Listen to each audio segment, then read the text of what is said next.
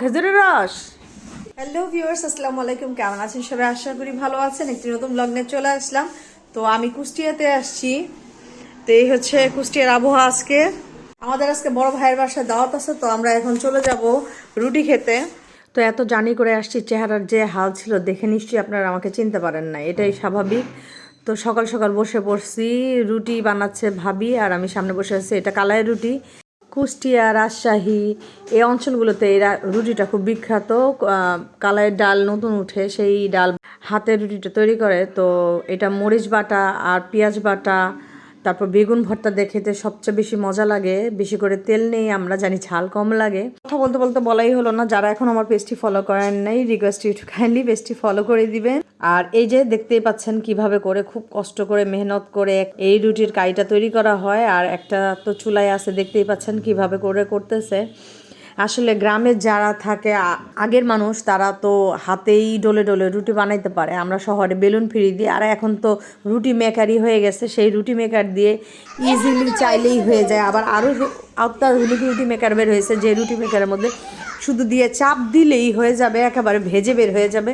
মানে সব কিছু এত অটোমেটিক হয়ে গেছে যে এই ধরনের রুটিগুলার এখন আস্তে আস্তে উঠে যাচ্ছে। তো আমার এই রুটিগুলো এখানে খেতে খুব ভালো লাগে। এই যে দেখেন বেগুনটা কীভাবে পরিষ্কার করা হচ্ছে। বেগুনের ভিতরে অংশ পোকা থাকে, সে পোকাটা বেছে খেতে হয়। তো সব বেগুনে চোখে পড়ে না, তো সিদ্ধ করার পর ভিতরটা চেক করলে আস্তে আস্তে পাওয়া যায় যে কোথায় আছে। আর এই যে দেখেন ওয়াসিফ কি দুষ্টামি করতেছে, খেলা করতেছে। রুটি হয়ে গেলে আমরা এখানে বসে রুটি খাবো, কারণ চুলার পরে বসে এই গরম গরম রুটি খাওয়ার মজাই আলাদা। আর তাছাড়া এখন তো শীত, চুলার পরে বসে থাকতে আরাম লাগে। তো ভাবির সাথে আমরা বসে বসে গল্প করতেছিলাম বিভিন্ন বিষয়ে। তো খাওয়া হয়ে গেলে বাড়ি চলে যাব। আপনাদের ভাইয়া বাজারে চলে গেছে, এখান থেকে বাড়ি ফিরে দুপুরে রান্নাটা করব আমি। তো দেখা যাক কি আনে আপনাদের ভাইয়া। দুপুরবেলা ওর আব্বু অনেকগুলো ফুলকি নিয়ে আসছে, ফুলকপি নিয়ে আসছে তাজা তাজা। আমার কাছে খুব ভালো লাগছে ফুলকি দিয়ে ফুলকপি এই মিহি করে ভাজি করলে খুব মজা লাগে আমার কাছে। এই যে আমি সালাদ বানাইছি নতুন টমেটো দিয়া, কাঁচা কাঁচা টমেটো দিয়া। এখন আমরা টমেটো দিয়ে ভাত খাবো। শীতের মধ্যে এই যে রসের পিঠা খাচ্ছি। অনেকে এটাকে দুধ চিতই বলে। তো এখানে রস দিয়ে ভিজানো হয়েছে। দুপুরের পরে খাওয়া দাওয়া করে একটু ঠান্ডা ঠান্ডা লাগে, তো আমি হাঁটতে গেছিলাম। যে ওইদিকে রোদ আছে, তো রোদ শেষ করে এসে এই যে দোলনায় বসে দুল খাচ্ছি। এখন আবার শীত করতেছে, মানে ঠান্ডা একটা ভাব চলে আসতেছে শরীরের মধ্যে। তো এখন আবার রেডি হয়ে যাব হচ্ছে নদীতে ঘুরতে। আর এত মাইকিং করে যে মাইকের জন্য মানে মনে হয় শুধু কি কানের মধ্যে সারাদিন বাজতেই আছে বাজতেই আছে।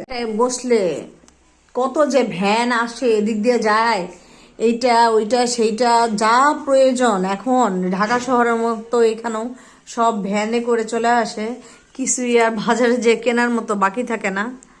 তো এখানে দুইটা হাটের বার আছে, একটা হলো বুধবার আর শুক্রবার এখানকার হাট। ওয়াসিফ কি খাও? মজা। মানুষ এই জিনিসটা নিয়ে এত এক্সাইটেড কেন? খেজুরের রস ছাড়া চলেই না। শীত বলতে মানে খেজুরের রস। আমি অলরেডি 2 গ্লাস খেয়ে ফেলছি। আর রাতের বেলা লেবার মধ্যে বসে বসে মোবাইলে গেম খেলতেছে তারা দুজন। এই কাজে তারা খুবই পটু। বাড়িতে আসলে দেখা যায় যে এই কাজ করে। আর এই যে কম্বল নিচ ছাড়া বেরিয়ে হওয়া যেতেছে না। আমি লাইট বন্ধ করে দিছি, ঘুম পাড়াইতে চেষ্টা করতেছি ওদেরকে, কিন্তু ওর একদমই ঘুমাইতে চাইতেছে না। দেখছেন কি আনন্দ তাদের।